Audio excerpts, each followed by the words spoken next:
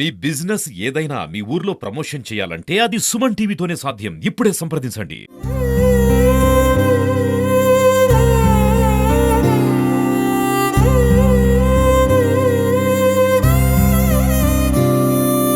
Three months వరకు treatment తీసుకుంటా అన్నాము. 10 రోజులు బ్యాక్ ఏం చెప్పారంటే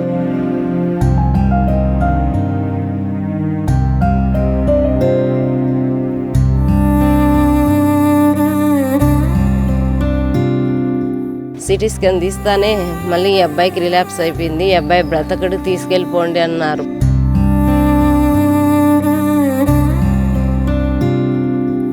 ఏదన్నా హాస్పిటల్కి పోదాంనైనా అంటే ఈ బాధలు నేను భరించలేనమ్మా, నన్ను గుచ్చుకో. రాత్రి 11 గంటలకు అక్కడికి వచ్చినాడు. అమ్మా అమ్మా అని పిలిచినాడు. ఇంత చేసి నా బిడ్డను బ్రతికించుకోలేకపోయాను.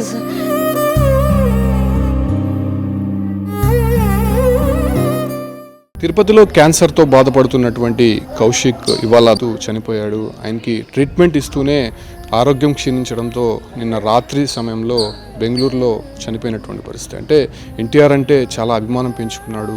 ఎన్టీఆర్ని చూడాలి, ఆఖరిగా దేవరా సినిమా చూసి చనిపోవాలని ఒక ఆలోచనతో ఆయన ఎంతో ఇష్టపడినటువంటి కౌశిక్ ఆఖరికి ప్రాణాలు విడిచారు.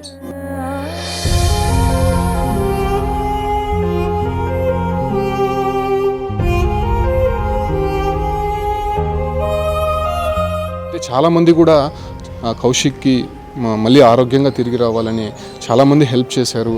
అటు సోషల్ మీడియాలో కూడా కౌశిక్కి మళ్ళీ ఆరోగ్యంగా రావాలని చెప్పి కూడా పూజలు చేశారు. సో అటువంటి కౌశిక్ మళ్ళీ లేడు అనేటువంటి వార్త ఆ కుటుంబంలో జీర్ణించుకోలేకుండా పోతున్నారు. అంటే మొదటి నుంచి కూడా తల్లిదండ్రులు చాలా వరకు కూడా కౌశిక్ మళ్ళీ తిరిగి వస్తాడని చాలా ఆశతో ఉన్నారు. అయితే ఆయన ఆరోగ్యం కొంత క్షీణించడంతో ప్రస్తుతం చనిపోయినటువంటి పరిస్థితి మనం చూడవచ్చు. కౌశిక్ పార్థివ దేహానికి అక్కడ కుటుంబ సభ్యులు కావచ్చు, బంధువులు అందరూ కూడా నివాళులు అర్పిస్తున్నటువంటి దృశ్యాలు మనం చూస్తూ ఉన్నాము. ఆయన నిన్న రాత్రి చికిత్స పొందుతూ కూడా చనిపోయినటువంటి పరిస్థితి. అంటే చాలా ట్రాన్స్ప్లాంటేషన్స్ చేసినా కూడా ఆ తర్వాత ఆయన మళ్ళీ సంపూర్ణ ఆరోగ్యంతో వస్తాడని అందరూ కూడా భావించారు. సో ఈ క్రమంలోనే ఆయన చనిపోవడం జరిగింది. తల్లి ఉన్నారు సరస్వతిమ్మ, ఏంటమ్మా రాత్రి ఏం జరిగిందమ్మా? సార్ రాత్రి ఏం జరిగిందంటే వాళ్ళు 3 మంత్స్ డిశ్చార్జ్ అయిపోయిన తర్వాత 3 మంత్స్ వరకు ట్రీట్మెంట్ తీసుకోవాలని చెప్పినారు. 3 మంత్స్ వరకు ట్రీట్మెంట్ తీసుకుంటా అన్నాము. 10 రోజులు బ్యాక్ ఏం చెప్పారంటే 3 మంత్స్ లోపల మళ్ళీ ఈ అబ్బాయికి రిలాప్స్ అయిపోయింది. సిటీ స్కాన్ తీసినారు. సిటీ స్కాన్ తీస్తానే మళ్ళీ ఈ అబ్బాయికి రిలాప్స్ అయిపోయింది, ఈ అబ్బాయి బ్రతకడు, తీసుకెళ్ళిపోండి అన్నారు. 10 డేస్ బ్యాక్ తీసుకొని వచ్చి ఈ అబ్బాయి ఏదన్నా హాస్పిటల్కి పోదాంనైనా అంటే వద్దమ్మా, నేను వద్దు అని చెప్పాడు. సరేలే అని చెప్పి నేను ఇంకా గుచ్చిపిచ్చుకోలేను. 1.5 ఇయర్ నుంచి నేను బాధలు పడినాను. ఈ బాధలు నేను భరించలేనమ్మా, నన్ను గుచ్చుకొని చంపే అంత అయిపోతుంది, నా వల్ల కాలేదమ్మా అంటే ఇంట్లో పెట్టుకొని ఉన్నాం సార్. రాత్రి 11 గంటలకు అక్కడికి వచ్చినాడు. అమ్మా అమ్మా అని పిలిచినాడు. అమ్మా అన్నాడు ఇట్లా చేయి పట్టుకొని. అప్పుడే అమ్మ అమ్మ అన్నాడు, ఊపిరి పీల్చుకున్నాడు, కొన్ని నీళ్ళు ఇచ్చాను అంతే. అప్పుడే నా చేతుల్లోనే ప్రాణం వదిలేశాడు సార్. నా బిడ్డను ఇంత చేసి నా బిడ్డను బ్రతికించుకోలేకపోయాను సార్. ఇంత కష్టపడింది నా బిడ్డ ఇంకా బ్రతుకుతాడని చెప్పేసి 1.5 ఇయర్ బాధపడినాను సార్. కానీ నా బిడ్డ బ్రతకలేదు సార్. నా బిడ్డను కోల్పోయాను ఈరోజు సార్. నా బిడ్డ ఆడున్నాడు సార్. నా బిడ్డను కోల్పోయాను. ఆరోగ్యంగా రావాలని చెప్పి చాలా మంది హెల్ప్ చేశారమ్మా, వాళ్ళకి ఏం చెప్తావమ్మా? సార్ నా బిడ్డను కోల్పోయాను సార్. ఈరోజు నా బిడ్డను చూస్తుంటే నా వల్ల కాలేదు.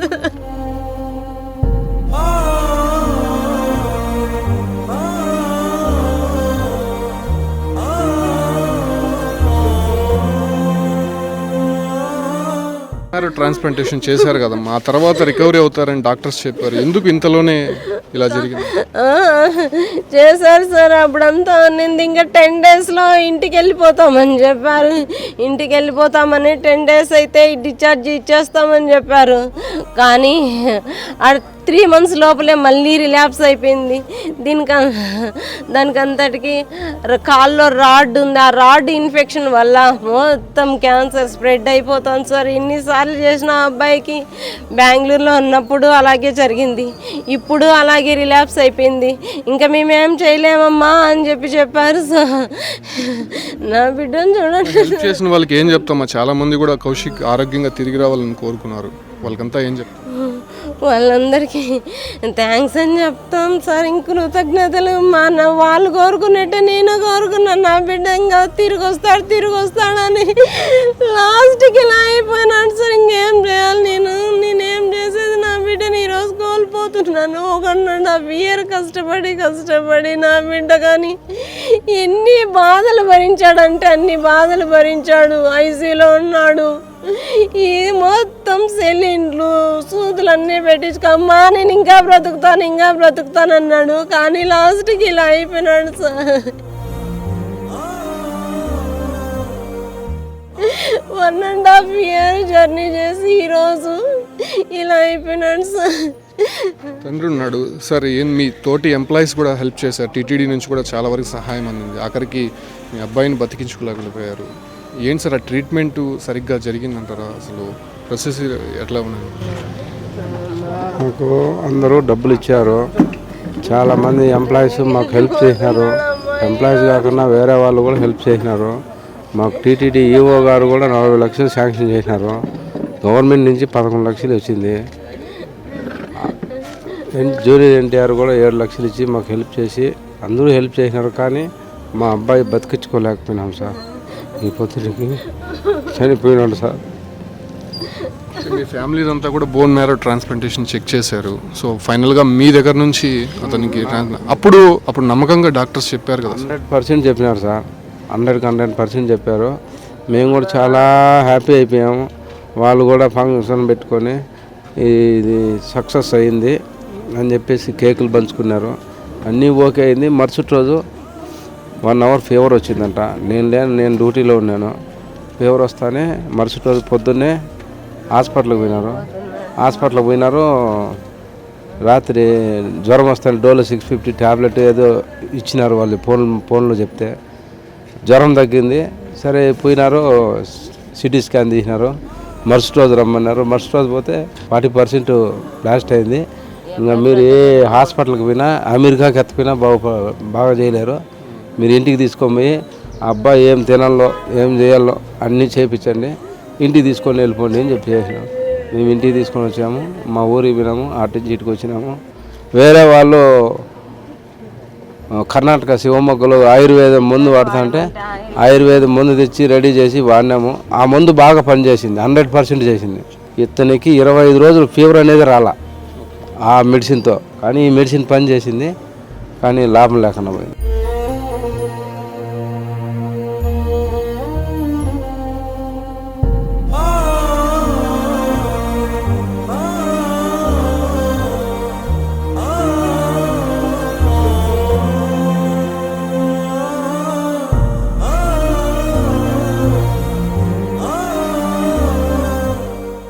రాత్రి మీతో ఫోన్లో మాట్లాడారంట కదా, ఏం మాట్లాడారు సార్? నాకు ఫోన్ చేశారు. నేను డ్యూటీలో విజయవాడలో ఉన్నాను.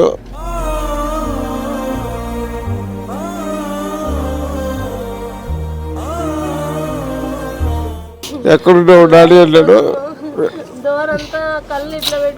విజయవాడలో ఉన్నాను నాన్న, ఎప్పుడు వస్తావు అన్నాడు. మీటింగ్ అయిపోతే 6 గంటలకు అయిపోతే నీ దగ్గర 10:30 నేను ఉంటాను నాన్న. సరే సరే నువ్వు రా తొందరగా అన్నాడు. ఫోన్ పెట్టేసాను. నేను మీటింగ్ అయిపోతాను బయలుదేరి వచ్చాను. వస్తే కావలి దగ్గరికి వచ్చింది. నాకు ఎప్పుడు నిద్ర రాదు. నాకు రాత్రి నిద్ర వచ్చింది. పడుకున్నా 5 నిమిషాలు, మళ్ళీ లేచి 2 కిలోమీటర్లు వస్తేనే మా కొడుకు చిన్నవాడు ఫోన్ చేశాడు. డాడీ అన్న చనిపోయినాడు అని ఫోన్ చేశాను. అది జరిగింది. చాలా చాలా మంది హెల్ప్ చేశారు కదా సార్, వాళ్ళకి ఏం చెప్తారు? అందరికీ కృతజ్ఞతలు చెప్తున్నాను సార్. చేతులు ఎత్తి జోడించి నమస్కారం చేస్తున్నాను పేరు పేరున అందరికీ. నాకు ఎవరెవరు హెల్ప్ చేసినారో వాళ్ళందరికీ వాళ్ళకి పాదాభివందనం చేస్తున్నాను. కానీ నా బిడ్డ బతకలేకపోయినాడు సార్, బతికించుకోలేకపోయినాం. మీరు చేయాల్సిన పనులు తల్లిదండ్రులుగా మీరు నిర్వర్తించారు, బట్ ఆయన చనిపోవడం జరిగింది. తల్లిదండ్రుల బాధ మనం చూడొచ్చు. చాలా వరకు కూడా వాళ్ళు బతికించుకోవాలనే ఒక సంకల్పంతో దాదాపు 2 సంవత్సరాల నుంచి కూడా ప్రయత్నించారు. చాలామంది హెల్ప్ చేశారు. అంటే వాళ్ళకు ఉన్నటువంటి స్తోమతకి మించి ట్రీట్మెంట్ ఇప్పించారు. అయినప్పటికీ ఫైనల్గా కౌశిక్ నిన్న రాత్రి చనిపోవడం జరిగింది. అంటే బోన్ మ్యారో ట్రాన్స్ప్లాంటేషన్ చేసినప్పటికీ కూడా అతను ట్రీట్మెంట్కి మొదట సహకరించిన, ఆ తర్వాత కొంత ఇబ్బందులు ఎదుర్కొన్న పరిస్థితుల్లో ట్రీట్మెంట్ కొంత ఫైనల్ స్టేజ్లోనే ఇటువంటి ఇష్యూ జరిగింది. 10 డేస్లో కంప్లీట్గా పూర్తవుతుందనగా ఇలా కౌశిక్ చనిపోవడం పట్ల అటు కుటుంబ సభ్యులు కావచ్చు, తన స్నేహితులు అందరూ కూడా బాధపడుతున్నటువంటి దృశ్యాలు చూస్తున్నాం. అంటే అనేక సందర్భాల్లో కూడా మనం చూసాం, అటు చాలామంది కూడా హెల్ప్ చేశారు. మనం ఇంటర్వ్యూ చేసినప్పుడు కూడా ఇక్కడ నుంచి కౌశిక్ తో మాట్లాడాము. హాస్పిటల్లో ఉన్నటువంటి కౌశిక్ చాలా యాక్టివ్గా మాట్లాడినటువంటి పరిస్థితి. సో అప్పుడే అతను కూడా నేను ఖచ్చితంగా ఆరోగ్యంగా తిరిగి వస్తాను, మళ్ళీ ఇంటర్వ్యూ చేద్దామని చెప్పి కూడా అతను అప్పుడు చెప్పడం జరిగింది. సో ఫైనల్గా దాదాపు 6 మంత్స్ ట్రీట్మెంట్ తర్వాత మళ్ళీ కంటిన్యూస్ ట్రీట్మెంట్లో కొంత అక్కడ ఫెయిల్యూర్ అవడంతో ఫైనల్గా అతను చనిపోవడం జరిగింది. ప్రస్తుతం ఎన్టీఆర్ అభిమానులతో పాటు ఎన్టీఆర్ కూడా ఆయనతో వీడియో కాల్లో మాట్లాడినటువంటి దృశ్యాలు. అంటే ఎన్టీఆర్ అంటే పిచ్చి ప్రేమ అతనికి. సో ఫైనల్గా అతను దేవరా సినిమా అయితే చూశాడు. అయితే కౌశిక్ అయితే ప్రస్తుతం అనారోగ్యంతో మృతి చెందడంతో అతని కుటుంబంలో కావచ్చులంటే అతని స్నేహితులు బంధువులు విషాద ఛాయలు అనుకునే కుటుంబం మొత్తం కూడా వెలువెల్లా ఆడుతున్నటువంటి పరిస్థితి తిరుపతిలో కనిపిస్తుంది.